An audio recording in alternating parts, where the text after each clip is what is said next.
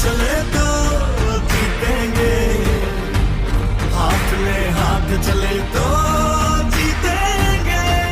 Hey guys, क्या आप जानते हैं कि भारत का सबसे बड़ा इंटरचेंज देश की राजधानी नई दिल्ली में द्वारिका एक्सप्रेसवे पर बनाया जा रहा है। इस इंटरचेंज में नेशनल हाईवे पर फ्लाईओवर और फ्लाईओवर के 20 मीटर नीचे 2 लेवल के अंडरपास को भी बनाया जा रहा है। द्वारिका एक्सप्रेसवे को एयरपोर्ट से डायरेक्ट जोड़ा जा सके, इसके लिए अलग से 6 लेन का टनल तैयार किया गया है, जो कि एयरपोर्ट के नीचे से होकर के पास होगी। क्योंकि जमीन के नीचे और जमीन के ऊपर हवाई जहाज उतरेगा, ऐसे में हमें एयरपोर्ट की सेफ्टी चाहिए और एयरपोर्ट की सेफ्टी के लिए इस वाले टनल को ब्लास्ट प्रूफ बनाया जा रहा है। कल को कोई गाड़ी फट गया, कुछ धमाका हो गया, उसके बाद भी ऊपर एरोप्लेन को, फ्लाइट को कुछ नहीं होगा। इस तरह से इस वाले टनल को तैयार किया जा रहा है। तो आइए इस वीडियो के माध्यम से इस पूरे इंटरचेंज को जानते हैं कि द्वारिका एक्सप्रेसवे का ये जो इंटरचेंज है, ये कैसे भारत का सबसे बड़ा इंटरचेंज है और ये क्यों इतना खास है। नमस्ते, welcome you all world affair, मैं हूं विकास।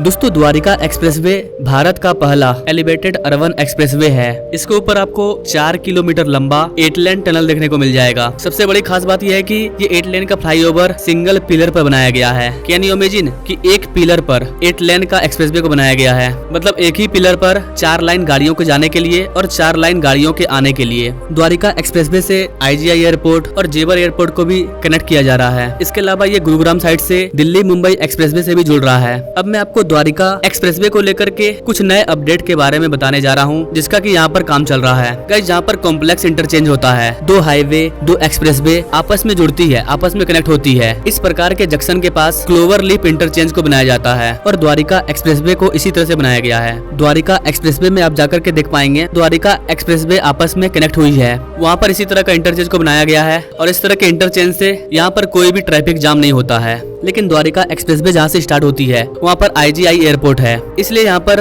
एयरपोर्ट की सेफ्टी को देखते हुए यहाँ पर फ्लाईओवर को बनाने की अनुमति नहीं मिली। इसके वजह से हमारे एक्सपर्ट्स ने दिमाग लगाया, हम फ्लाईओवर नहीं बना सकते हैं तो क्या हुआ, हम टनल के जरिए इसको पास करेंगे और इसीलिए यहाँ पर टनल बनाया गया। गाइस, ये जो अंडरपास है ये बहुत ही खास है। NH48 अपने देश की काफी बिजी रूट है और ये हमारे गोल्डन क्वाड्रिलेटरल का भी पार्ट है। इसके अलावा ये हमारे देश की राजधानी दिल्ली से क्रॉस करती है। इस एक्सप्रेसवे के गुरुग्राम वाले सेक्शन पर डेली 3 लाख PSU की जाम लगती है और इसी ट्रैफिक को बंद करने के लिए द्वारिका एक्सप्रेसवे को तैयार किया गया है। द्वारिका एक्सप्रेसवे गुरुग्राम के सेक्शन में कंप्लीट हो चुका है।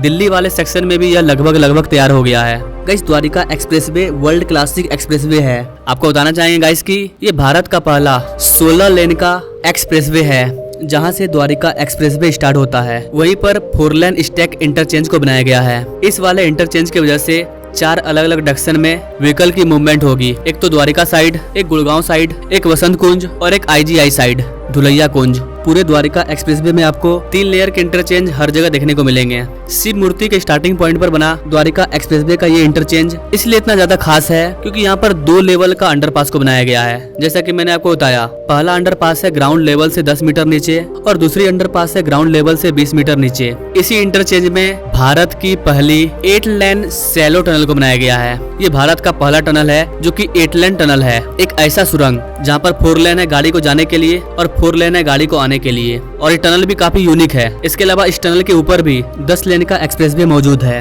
यही कारण है कि ये टनल काफी ज्यादा एडवांस है। जमीन के अंदर टनल, टनल के अंदर टनल और उसके ऊपर भी गाड़ी दौड़ रही है और फिर उसके ऊपर IGI एयरपोर्ट। इस तरह के वर्ल्ड क्लासिक इंफ्रास्ट्रक्चर की चर्चा 2014 के पहले होती तक नहीं थी। इसके बारे में हमने सोचा तक नहीं था, लेकिन अब ये बनकर के तैयार हो चुका है। आप जा करके आंखों से देख सकते हैं इसको। वैसे तो आप हमारे वीडियो के माध्यम से इस टनल की कलाकारी को देख सकते हैं, लेकिन अगर आपको विश्वास नहीं है तो आप यहाँ पर जा करके भी देख सकते हैं कि ये इंटरचेंज कितना खास है। ये जो टनल बनाया गया है वो कितना खास है। सबसे खास बात है इस टनल की पेंटिंग। यहाँ पर गजब की पेंटिंग की गई है। जब आप इस टनल में गुजरोगे तो इस टनल में गुजरने से आपको भारत के सभी सांस्कृतिक चीजों को देखने का मौका मिलेगा। यहाँ पर आपको भारत के टोटल 36 राज्य एवं केंद्र शासित प्रदेशों के लोक सांस्कृतिक को दिखाया गया है। नाउ अब आगे इसी टनल से IGI एयरपोर्ट को जोड़ने के लिए 6 लेन का लगभग 2.5 किलोमीटर लंबा एक और टनल को बनाया जा रहा है, जो कि द्वारिका एक्सप्रेसवे का पैकेज 5 का पार्ट है। इस वाले टनल के बनने से Dwarka expressway direct IGI airport से जुड़ जाएगा। जैसा कि मैंने आपको बताया, ये वाला टनल